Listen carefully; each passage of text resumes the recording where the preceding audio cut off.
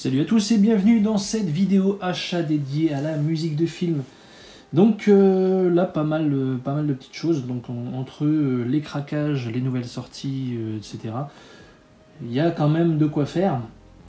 Donc par quoi commencer? Tiens, on va commencer par ça, comme ça ça sera fait. Hop. Donc je me suis procuré cette box. C'est la première en date de Vladimir Cosma, donc 40 bandes originales pour 40 films, avec beaucoup de classiques, des choses que je ne connais pas, que ce soit musicalement ou de par les films. Donc c'est bien, ça fait de la découverte, donc pas mal de choses. Donc j'ai sorti le petit livret pour l'occasion.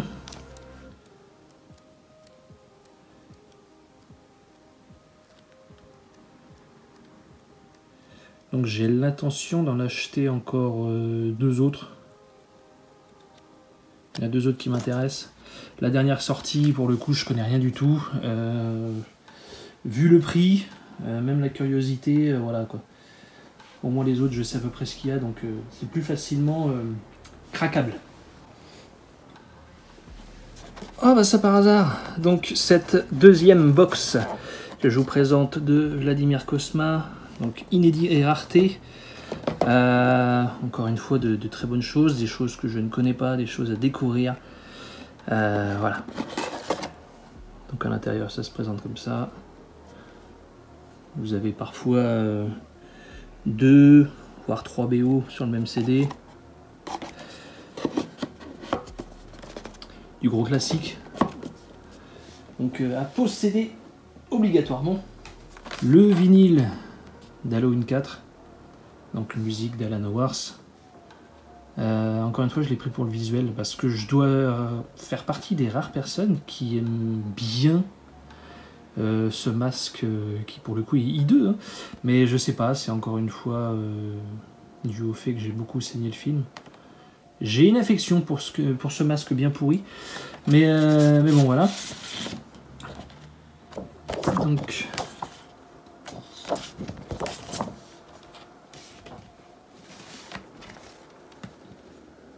des Vast Records, visuel par Mondo.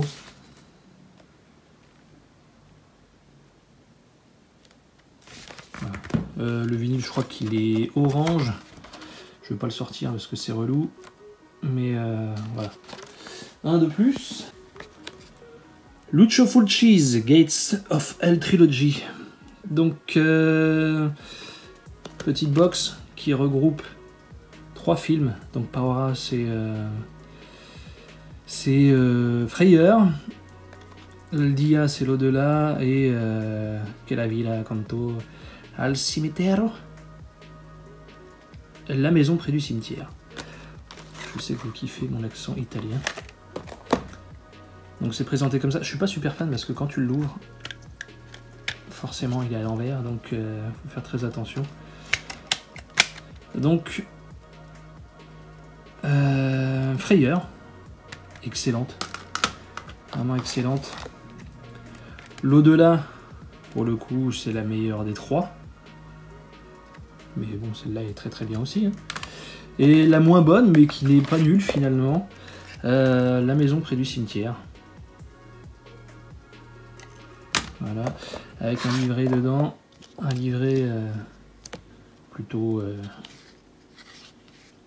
gore parfois. Voilà, que des photos. Donc 2 BO de Fabio Frizzi et une autre de Walter Rizzati. Évidemment, je les mets à l'envers. Donc vraiment très bon. Je sais pas pourquoi j'ai hésité. Je l'ai vu, hein, ça fait longtemps que c'est sorti. J'ai mis du temps à me lancer et il a fallu que je me refasse l'au-delà pour craquer finalement. Donc franchement, je regrette pas et c'est l'un des achats dont je suis le plus satisfait depuis bien longtemps. Cobra Kai, saison 5. Donc on continue, évidemment. Normalement la 6 sera la dernière. Donc c'est blindé, mais c'est quand même pas très long en fait. Ouais, il y a 76 minutes si je vois bien. Les deux albums 153, 76 et là 61. Donc bon, ça passe vite. C'est assez inégal, il y a de très bonnes choses, il y a des choses tu t'en fous. Mais bon, qu'est-ce que tu veux, on va pas trier non plus. Donc voilà, elle est quand même meilleure que celle du 4. Une énième édition de Big Trouble. Bon, c'est vraiment pour l'objet, encore une fois. Je m'amuse à essayer de toutes les avoir. Je vais faire ça que pour celui-ci, je vous rassure. Il doit m'en manquer un, je crois. Bon, très mauvais son. Très très bas, on va dire, le débit.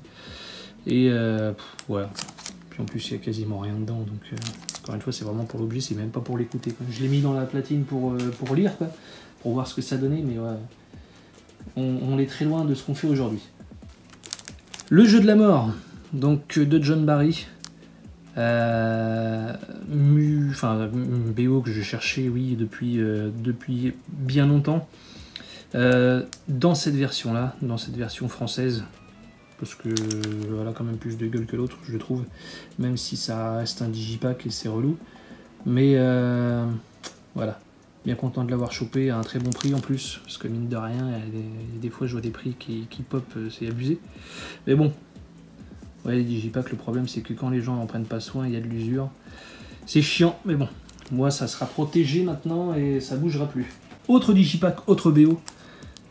Celle de 28 jours plus tard. Alors là, si seulement il n'y avait pas un peu de Various dedans, ce serait déjà pas mal. Mais ça te gâche l'écoute. Je déteste ça quand les deux sont mélangés. Encore une fois, c'est inégal. Bon, je ne vais pas revenir là-dessus. Hein. Petite BO encore, No Escape, donc Absolum 2022 par Graham Revel. Sympa, sympa, sympa. Bon, on reconnaît bien le style du gars. Ce qui est chelou, mais bon, j'ai écouté ça, il y a des relents de Street Fighter quand même dedans. Donc voilà, t'écoutes ça, mais tu penses à Street Fighter, donc c'est un peu dérangeant parfois. Mais bon, ça reste un petit score honorable. Voilà. Pour l'instant, je le garde, parce qu'à l'avenir, voilà, quand je ferai du tri, je pense qu'il va falloir que je le réécoute. Et ce genre de petits titres, ça te dérange pas de les dégager au final, parce que ça t'apporte rien. Mais bon, t'es quand même content de l'avoir. Par contre, ça, je suis pas content de l'avoir. La colline et des yeux, par Tom Andy. Mon dieu que c'est nul, mon dieu que c'est nul. La première partie du score, enfin du CD, pardon, c'est de la Various, et après t'as le score à partir de la piste 10. De la merdasse, vraiment de la merdasse. Pourtant, j'aime bien les gars. Mais là, c'est que du bruit, c'est de la merde. Vraiment, ça dégage. Ensuite, dernière sortie chez Vares Sarabande. Donc, en Vares Club. Tomb Raider, The Cradle of Life, le berceau de la vie. Et bah, bonne surprise en fait. Je déteste ces films.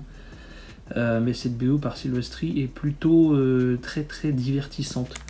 Le mec a fait le taf dessus, ça fait plaisir. Donc bien fait d'écouter, bien fait de l'acheter et ouais.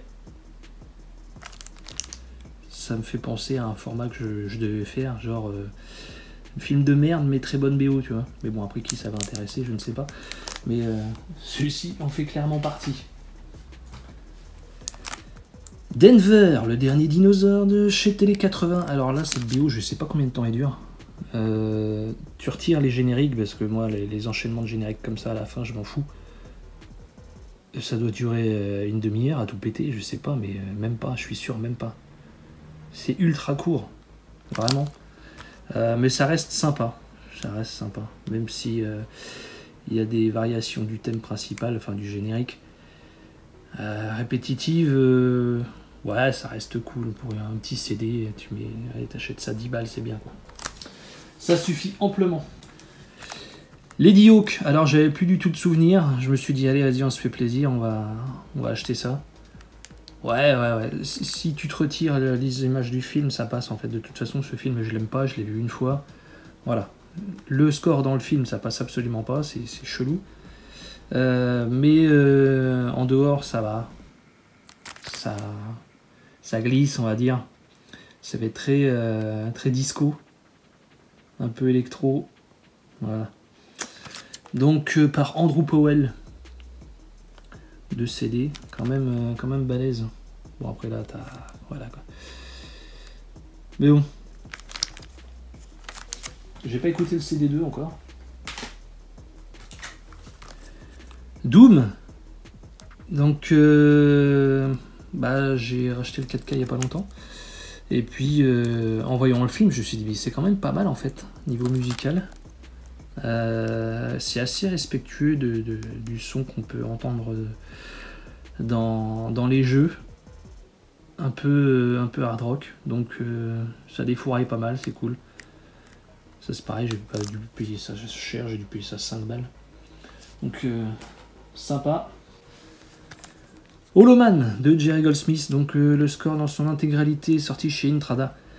Donc normalement il y a une... Enfin ça c'est la pochette alternative, réversible. La pochette avant est dégueulasse en fait. Donc autant laisser celle-ci, quoi. Je comprends pas pourquoi. Mais bon. Heureusement qu'ils font ça quand même. Parce que je trouve ça important. Hein. Les jaquettes, c'est important. Donc, le score dans son intégralité. J'avais une vieille Varese Sarabande que j'ai dégagée. Donc, énième collaboration entre Goldsmith et Verhoeven. Donc, toujours ce petit côté thriller qui peut rappeler parfois Basic Instinct. Mais ça reste sympa. Je trouve qu'on est en dessous de Basic, mais voilà, je me devais de l'acheter, mine de rien, de peur de regretter plus tard. Donc ça reste cool à l'écoute, ça va pas te tuer les oreilles. Hein. Donc bon, voilà. Ce collector, bon, qui est arrivé poké, enfin qui est arrivé, il l'était déjà en connaissance de cause, je l'ai pris quand même parce que le prix était très intéressant. Donc, édition collector 30e anniversaire. Donc, de Démon. Musique composée par Claudio Simonetti. Donc, à l'intérieur, on a 2 cartes pour Profondo Rosso. On s'en fout. Nous avons un ticket de cinéma.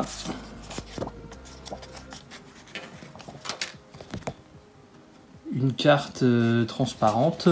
Bon, pourquoi pas, ainsi que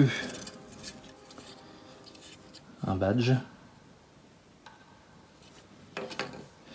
et enfin donc la BO de Démon, donc était sous blister. Donc comme je vous dis, j'ai touché ce coffret pour moins que le prix de la BO à l'unité, donc voilà le comment du pourquoi. Et le soundtrack remixé, voilà. Je suis pas sûr que ce soit très bon, parce qu'en général quand c'est remixé c'est relou quoi. Si t'achètes une VO c'est vraiment pour écouter ce qui se fait dans le film. Mais pourquoi pas, c'est là de toute façon ça changera pas. Voilà pour cette petite édition collector. Ensuite nous avons 3 O'Clock High par Tangerine Dream et Sylvester Levi. Donc ressorti 35e anniversaire chez Varese et assez surprenant soit-il, mais c'est très bienvenu parce que j'attendais, je voulais l'acheter, la vieille version. Des prix assez débiles je trouve sur le net, comme d'hab. Mais là, cette ressortie fait plaisir, puisque j'ai pas besoin de raquer 2 fois pour le coup, parce que je pense que... c'est pas je pense, c'est que si je m'étais décidé, j'aurais banqué 2 fois finalement. Donc j'ai bien fait d'attendre. Pour une fois, j'ai du bol, c'est très bien. Mad God, donc par Dan Wool, édité chez Waxwork Records. Donc Waxwork se met au boîtier cristal. Pourquoi pas, c'est toujours mieux que leur digipack pourri là. Mais bon. Donc film Le Fil Tipette en stop motion, film très particulier, tout comme la musique, mais franchement ça s'écoute. Moi j'aime bien, c'est pas un chef-d'œuvre, ça reste sympa. Le film, je le divise en 2 parties. La première ça va, la seconde j'ai beaucoup moins accroché. Mais en tout cas j'ai comment dire, ça sort chez Carlotta, donc ça sera l'occasion de revoir ça, tout simplement, dans de bonnes conditions, et puis se faire un second avis. En tout cas, cette BO, c'est plutôt sympa. Et ça l'est encore plus. Donc ce Masters of the Universe Revelation par Bear McCreary, pardon. Donc avec une seconde cover dédicacée, il y a 2 covers dedans, j'ai pu me caler les deux à l'aise, histoire de protéger ça, c'est très bien. Donc excellente BO, encore mieux que le premier volume, je trouve. Donc voilà, je me suis longtemps tâté. Et le truc, c'est que à un moment donné, quand ça sera plus dispo, ça sera plus dispo et ça va être une galère à remettre la main dessus. Donc voilà. Mais la façon dont c'est sorti, c'est très emmerdant même.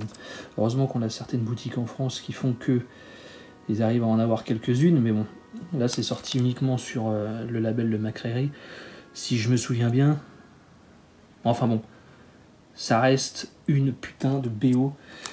Et pour une série animée, notamment Netflix, c'est assez dingue et assez rare pour être souligné, je trouve. Donc encore une fois, bonne pioche. Ensuite, Teenage Mutant Ninja Turtles, donc Shredder's Revenge, la soundtrack du jeu vidéo sorti sur PS4, PS5, Switch, tout ce que tu veux. Voilà, c'est du 16 bits.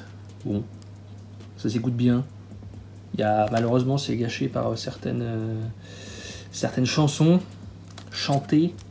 Donc ça par contre ça m'a saoulé parce que je l'ai précommandé et malgré que ça soit sorti en octobre, là on est fin novembre, je l'ai pas reçu de la part de la Fnac. Pourtant c'était marqué en stock, hein, mais je sais pas, ils ont oublié de me l'envoyer visiblement. Donc je l'ai trouvé en boutique et voilà. Donc j'ai pas compris, mais c'est pas très grave. En tout cas, fan des tortues oblige, je suis content de la rentrée. On va rester un peu dans la BO de gaming avec cette soundtrack du premier jeu sorti sur NES. Certes, c'est assez réducteur comme son, c'est du 8 bits. Ça vole pas très haut, mais c'est culte pour moi et je pense que c'est culte pour beaucoup de personnes, la musique de ce jeu. Donc c'est cool. On reste dans le gaming avec celle de Street Fighter 2, la version Super NES. Voilà. J'avais une première version, une belle édition, hein, un truc sympa, mais je m'étais fait avoir parce que c'est la soundtrack du Street Fighter 2, mais version arcade. Et au niveau son, ça n'a rien à voir avec la SNES. Donc bien dégoûté. Bon, là j'ai mis la main là-dessus. Ça fait le taf, c'est bien. Voilà. Ip Man de Kenji Kawai, donc excellente BO s'il en est. Donc qu'est-ce que vous voulez que je vous dise là-dessus, c'est un chef-d'œuvre. C'est un chef-d'œuvre. Donc bien content de la rentrée. Rien à dire. Et enfin pour finir, nous avons du Occhiali. Je sais pas si ça se dit Occhiali ou Occhiali, je pense que c'est Occhiali Neri. Voilà. C'est pas ouf, c'est pas ouf. C'est très électro, on est presque dans la techno, donc bon, ça s'écoute, hein. Après, j'ai pas vu le film, mais apparemment dans le film, ouais, c'est assez space d'entendre cette musique sur du... Ça a l'air d'être un giallo, mais c'est ce qu'on m'a dit en tout cas, donc bon, c'est pas ce qu'on fait de mieux à ce jour, hein, clairement pas, c'est que électro. Mais bon, histoire de changer un peu, des fois, pourquoi pas. Voilà. Voilà, c'est tout pour cette vidéo BO. Dites-moi dans les commentaires ce que vous en pensez. N'hésitez pas à liker, à vous abonner. Moi, je vous dis à très vite pour une prochaine vidéo. Ciao tout le monde.